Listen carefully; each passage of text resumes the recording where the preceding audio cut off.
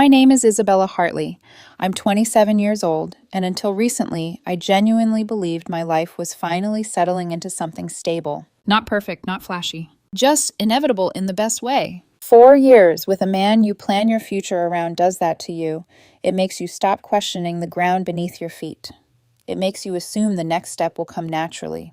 Engagement, wedding, the shared apartment turning into a shared home. I worked remotely as a financial analyst, which meant I was home more than most people my age. Spreadsheets, forecasting, risk models, long calls with clients who wanted certainty in a world that never promised it. I used to think being home made me a better partner. I could cook dinner, pick up dry cleaning, handle vendor calls when the venue didn't answer the first time. I could be steady while he chased his career downtown. Daniel Brooks worked at a boutique marketing firm in the city. Fast-paced, trend-driven, always running on deadlines and caffeine. He carried a 5-year plan in his head like scripture and could sell a vision so confidently, you'd start believing in it too. I met him at a mutual friend's barbecue 4 years ago. He was loud at first, performative. Then he looked at me and got quiet. Not shy, focused. 8 months ago, he proposed. We set a date, June. We toured venues, tasted cakes, debated live band versus DJ. My mother cried when I showed her the ring. His mother started calling me daughter. It was supposed to be the season of building. And then, around mid-February, the cancellations began. The first was dinner with my parents. My mom had spent all afternoon making lasagna, Daniel's favorite. 2 hours before we were supposed to leave, he called. I can't make it tonight, client emergency. No warmth, no buildup. My mom saw my face and quietly took off her oven mitts. I told myself it was normal. Marketing was chaotic. He was building something. The second cancellation was movie night. Then my brother's birthday on February 18th. Then a long-awaited restaurant reservation on the 24th. Each time, work, emergency, swamped, something important. The pattern didn't explode. It accumulated. By March 3rd, our anniversary dinner, he canceled again. I had bought him a watch, engraved, private, thoughtful. I never gave it to him. On March 10th, he canceled our engagement photo shoot. 2 hours before sunset at Riverside Park. I have something important to handle, he said. That silence after I asked, more important than this, was the first time I felt the ground shift. I rescheduled, apologized to the photographer, told myself he was stressed. But something in me had already started keeping score. That night, around 9, I turned on my console just to quiet my thoughts. Then my phone buzzed. Ryan, one of Daniel's old friends. Hey, weird question. Is Daniel good with you? My stomach tightened before I even read the next line. I just saw him going into the Heights apartments on Westbrook. The Heights. Daniel had pointed to those buildings once last summer. That's where Madison used to live. His ex. I typed carefully. He said he was working late. Are you sure? Pretty sure. He was with a tall woman. South building. I didn't call Daniel. Because if he lied, I'd either have to accept it or admit what it meant. That night, I barely slept. Around 3 in the morning, I opened our shared credit card account. It wasn't unusual for him to use that card. We used it for wedding deposits, restaurants, shared expenses. He rarely thought about which card was in his wallet. The page loaded. February 18th, Mario's Italian Bistro, $87.43. February 24th, The Wine House, $62.19. March 3rd, Mario's again, $91.67. The same night he canceled our anniversary. Mario's wasn't random. It was our place. He hadn't been buried in deadlines. He'd been sitting across from someone else. And suddenly the cancellations didn't feel chaotic. They felt scheduled. The next morning he texted like nothing had shifted. Good morning. I'll make it up to you this weekend.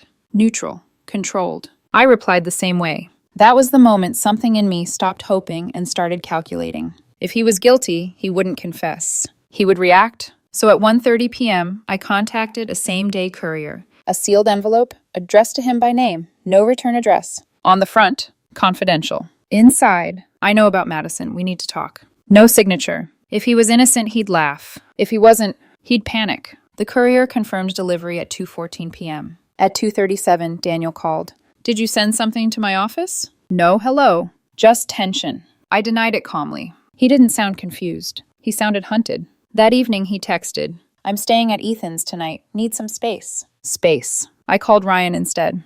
They didn't look like friends, Ryan said quietly. After we hung up, I stared at Daniel's laptop on the kitchen table. He often left it logged in at home, auto login, synced browser, convenience over caution, especially when he wasn't expecting scrutiny. I lifted the lid. His email was open. For a moment, I almost closed it. Instead, I scrolled back 3 weeks. Subject line, good to hear from you, from Madison Clark. I clicked. And in that instant, I understood something clearly. It wasn't going to hurt because I didn't know. It was going to hurt because I finally did. The first email was harmless. That was the worst part. Madison.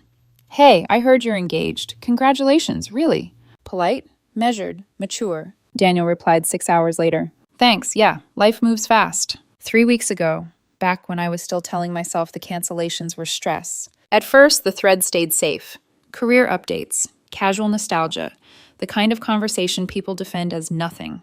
Then it shifted. Not abruptly, gradually. Like stepping deeper into water without realizing when it stopped being shallow. Madison mentioned a trip they'd taken years ago, an inside joke about getting lost on a hiking trail. Daniel wrote back, God, I forgot about that. That was such a good day. A good day? He hadn't talked about that trip in years. Then, February 16th. Madison. Would be nice to catch up properly sometime. Coffee? Daniel, I'd like that. 2 days later, February 18th. The night he canceled dinner with my parents. Madison emailed at 11:43 p.m. Tonight was really nice. I forgot how easy it is with you. My throat tightened. Daniel replied at 12:02 a.m. I forgot too. 3 words. And suddenly I could see my mother scraping untouched lasagna into containers, trying to pretend she wasn't disappointed. The thread continued. February 24th, our reset night. The reservation we'd fought to get. Madison. Dinner was amazing. You always knew how to pick the best spots. Daniel. Some things don't change. March 3rd, our anniversary. Madison. Winehouse tonight? 7? Daniel. Wouldn't miss it. Wouldn't miss it. He missed me. But not her. The messages got longer after that. Softer. More personal. They talked about the apartment they once shared. The fights that ended them. The timing that had supposedly been wrong. Madison. Sometimes I wonder what would have happened if we'd tried harder. Daniel. Yeah, me too. My hands went cold. Because that wasn't closure. That was reopening. Then I scrolled to March 10th. The day of our engagement photos. Madison. Can't wait to see you tonight. 7 still good? Daniel. Yeah, looking forward to it. A heart. He'd told me he had something important to handle. That was it. That was the important thing. I closed the laptop slowly. The apartment felt too bright, too quiet. I didn't cry right then. Not because it didn't hurt. Because my body was choosing numbness over collapse. Around 3 p.m., my phone vibrated. Daniel. Running late. Still at Ethan's. I almost laughed. Not because it was funny. Because it was so clean. So practiced. I didn't respond. I sat on the edge of the couch and replayed the last month like footage I couldn't stop watching. The cancellations. The sharp tone whenever I asked normal questions. The way his phone started living face down. The way he'd say, don't overthink it, like my instincts were the problem. It hadn't been random. It had been managed. By early evening, something settled in me. Not rage. Decision. I wasn't going to scream. I wasn't going to beg. And I wasn't going to let him control the story when he came back. Because he would come back. Men like Daniel didn't jump without checking where they'd land first. At 6:48 p.m., the front door unlocked. I stayed still. He walked in slowly. Cautious. Alert. Like someone stepping into a room that might bite. Hey, he said carefully. Hey, I replied. His eyes scanned the apartment. The laptop was closed. The room looked normal. That seemed to relax him. Just enough. We need to talk, he said. Of course. He wanted the timing. I nodded toward the couch. Yeah, I said, we do. He sat, but not fully. Perched. That envelope yesterday, he started. It freaked me out. What about it? I asked evenly. He hesitated. It mentioned Madison. Silence. Okay, I said. He looked at me like he was trying to find the version of me that would reassure him. You don't think that's weird? I think a lot of things are weird lately, I replied. His jaw tightened. What's that supposed to mean? I stood up and walked to the counter, opened my phone, pulled up the credit card statement, walked back and held it out. Mario's, February 18th, I said. You told me you were working. His face changed. Not dramatically. Subtly. Color draining. I can explain, he said quickly. The Winehouse, I continued. March 3rd. You canceled our anniversary.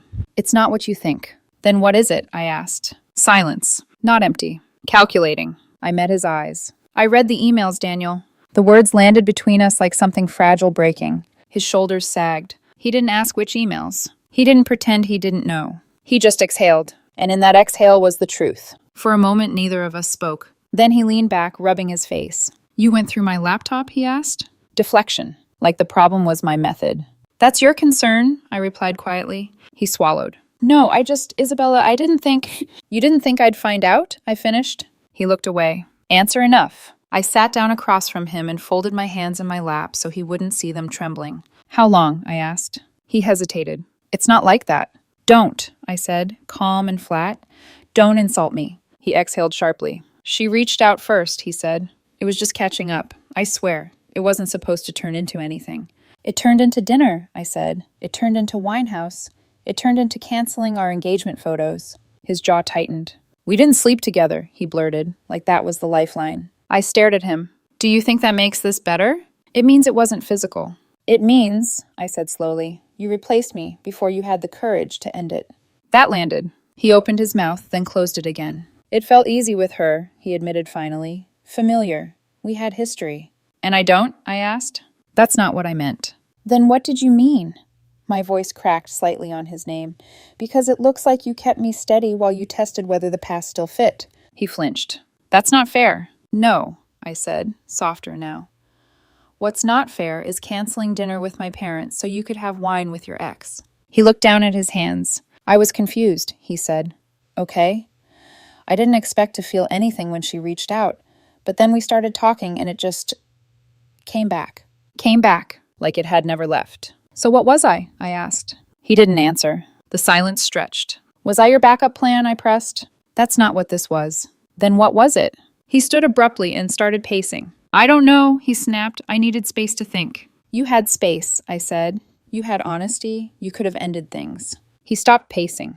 I didn't want to lose you. There it was. Not love, fear of losing options. You didn't want to lose her either, I said quietly. He didn't deny it. He just stood there, jaw clenched, eyes rimmed red. I thought I could figure it out, he admitted, before anyone got hurt. I laughed once, soft, disbelieving. Before anyone got hurt? I repeated.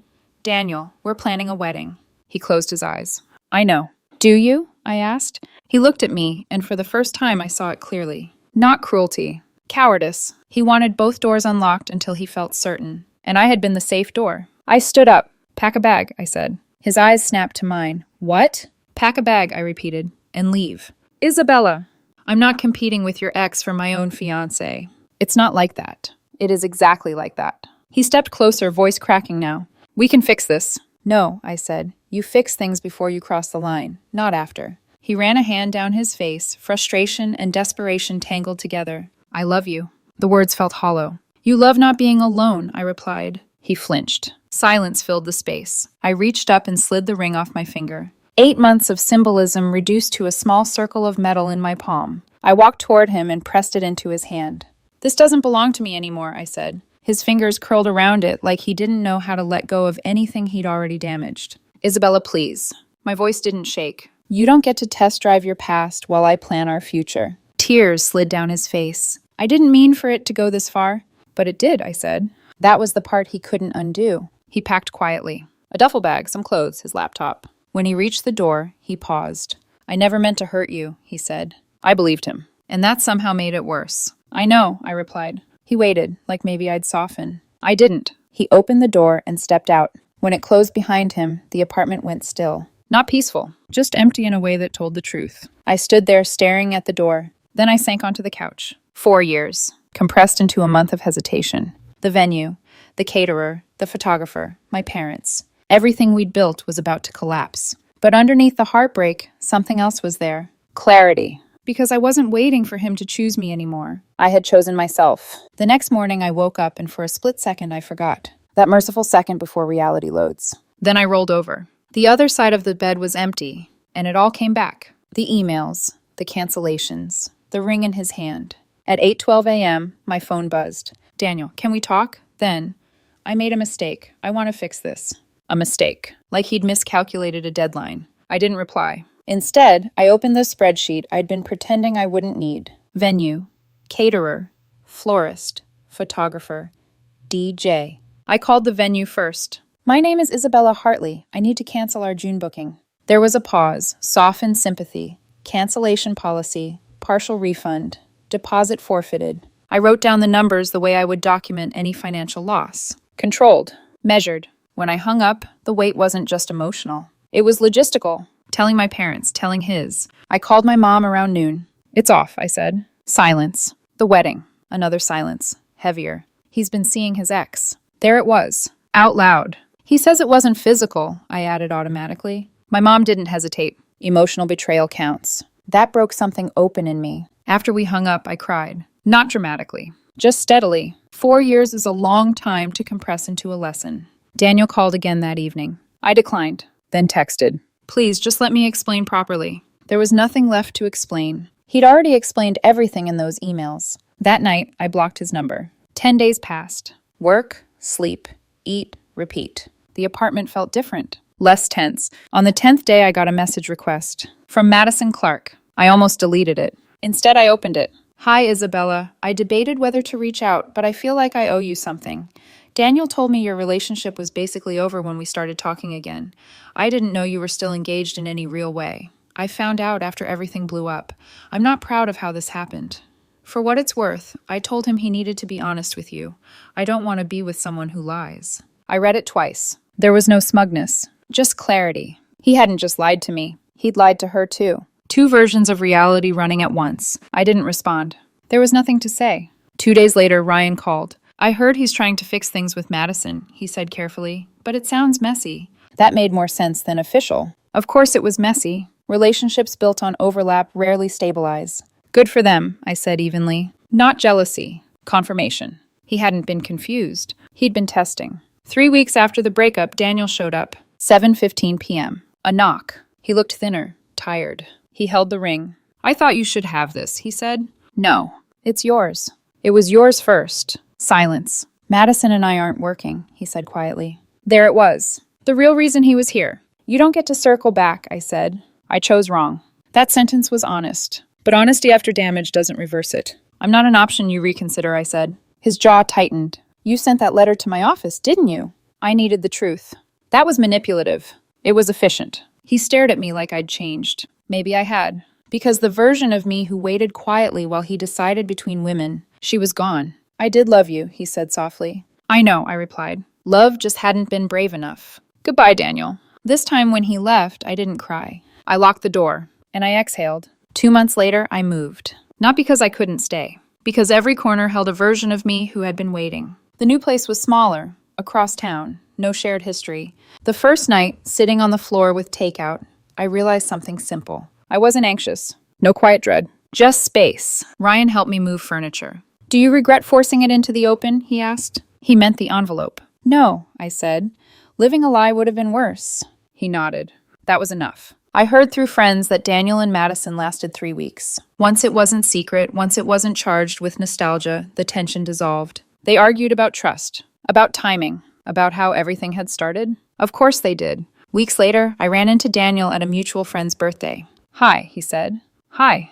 Awkward. Civil. I'm sorry, he added. This time it felt real. I know, I said. And I meant it. Closure didn't come from his apology. It came from my boundary. One afternoon, I walked past Mario's Italian bistro. I stopped. Then I went inside. Meeting someone? The waiter asked. No, I said, just me. I ordered the same dish we used to split. It tasted the same. And that was comforting. The restaurant wasn't his. The city wasn't his. The memories weren't owned. They were chapters, not anchors. He sent one final email months later. I know I lost something I won't get back. I hope you find someone who treats you better than I did. I stared at it, then replied with one sentence. I hope you learn to choose before you commit. No anger, no bitterness. Just truth. He didn't respond, and I didn't expect him to. 6 months later, the story stopped being about him. That surprised me. For weeks, he had been the center of everything. The betrayal, the confrontation, the collapse. But the most important decision hadn't been his. It had been mine. I could have ignored the signs,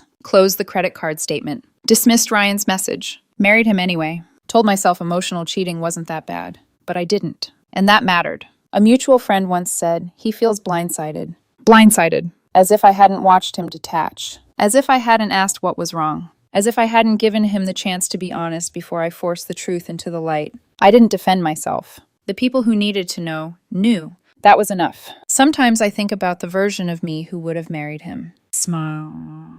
Smiled through photos. Ignored intuition. That version of me doesn't feel weak. She feels tired. And I'm grateful I didn't let her lead. Because here's what I know now. Intuition doesn't scream, it whispers. And if you ignore it long enough, it stops trying. Mine didn't. The envelope wasn't about catching him. It was about proving to myself I wasn't afraid of the truth. I was afraid of losing the life I thought I had. There's a difference. Now, I don't miss being an option. I don't miss being compared. I don't miss waiting for someone to decide. I deserve someone who chooses without hesitation. Someone who doesn't keep other doors unlocked. Someone who doesn't need to test the past to appreciate the present. And if closure is simply understanding what you will and won't accept, then I have it.